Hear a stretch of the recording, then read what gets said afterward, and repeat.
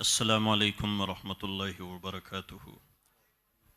الحمدللہ رب العالمین والصلاة والسلام علی اشرف الانبیاء والمرسلین وعلی آلہ واصحابہ اجمعین، اما بعد۔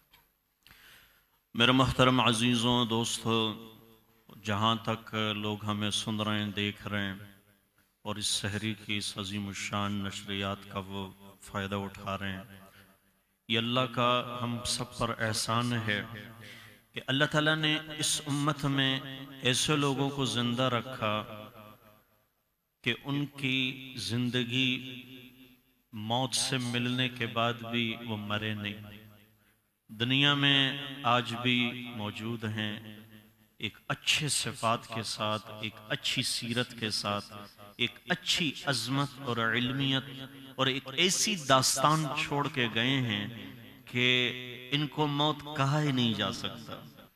یہ ایسی مثال چھوڑ کے گئے ہیں جینے کی، جس کو دیکھ کر کے آج ہر مسلمان فخر سے کہتا ہے وہ صحابی، وہ اللہ کے رسول، وہ امام ابو حنیفہ، وہ امام شافعی، وہ امام احمد بن حنبل، وہ امام مالک رحمت اللہ علیہ، ایسے ایسے لوگ جنہوں نے اللہ کے لیے اس حد تک قربانیاں کی جن کو عقل سوچے تو حیران ہو جائیں، جن کو انسان کرنا چاہیں تو لگے بہت مشکل ہے، پر اس کے آگے ہی اللہ تعالیٰ نے عروج کے دروازے رکھے ہوتے ہیں۔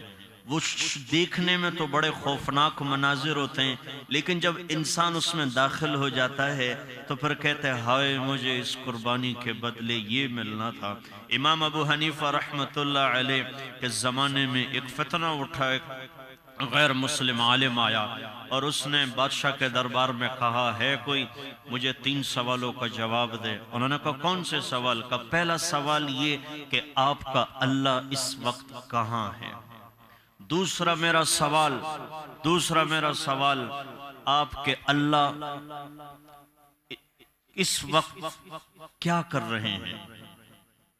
یہ سوال کون کر رہا ہے؟ ایک غیر مسلم عالم ہے اپنے مذہب کا، وہ یہ سوال کر رہے ہیں کہ آپ کا اللہ ہے کدھر، اور آپ کا اللہ آپ کے اللہ سے پہلے کیا تھا؟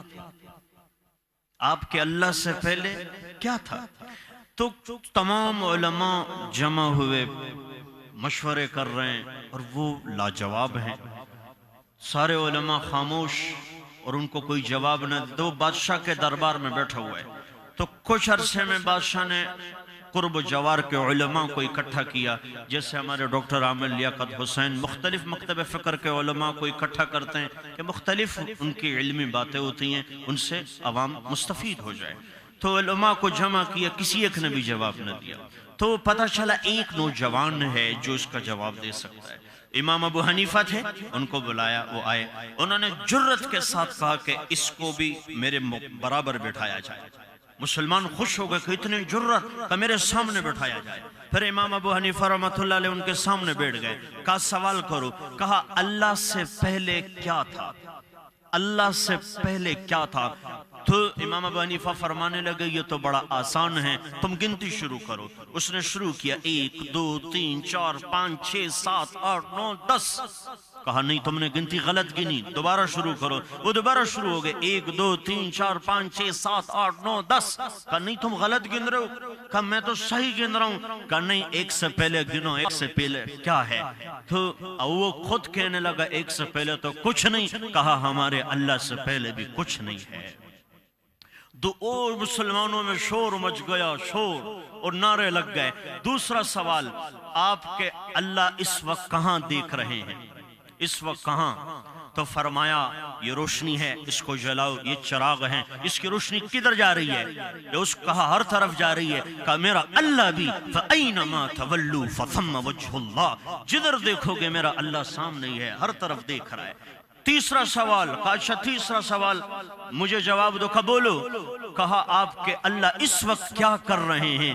کہا میرا اللہ ایک نوجوان کے ہاتھوں یہودی کو رسوا کر رہا ہے۔ میرا عزیزو، اس امت نے ایسے نوجوان بھی دیکھے ہیں، ایسی مائیں بھی دیکھی ہیں، ایسے باپ بھی دیکھے ہیں، ایسے عالم بھی دیکھے ہیں، ایسے دوست بھی دیکھے ہیں، ایسے استاد بھی دیکھے ہیں، ایسے شہداء بھی دیکھے ہیں، ایسے محدثین بھی دیکھے ہیں، ایسے مفسرین مبلغین بھی دیکھے ہیں، ایسے ثناخواں بھی دیکھے ہیں، ایسے مقررین، ایسے خطیب، ایسے خدام بھی دیکھے ہیں، جن کو انشاءاللہ موقع ملا تو اس بول نیوز پر آپ